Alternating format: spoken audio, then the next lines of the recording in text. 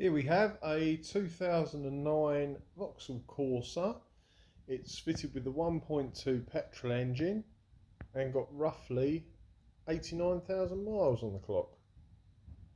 If when you get in the vehicle and turn the ignition on, you've got INSP displayed there in the trip meter, which indicates it's due for a service, and you've serviced it and like to reset it, I'm going to run you through the procedure on how to do that.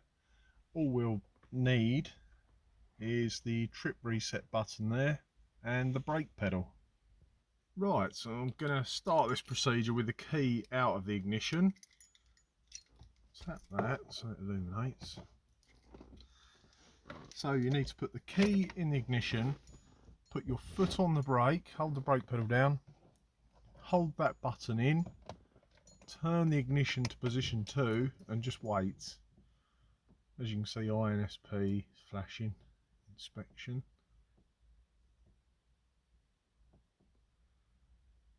And that's it. 1, 2, 3, 4 dots. Release the brake pedal, release the button, ignition off.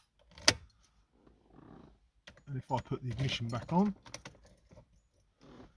I'll start the car as well. That's INSP has disappeared.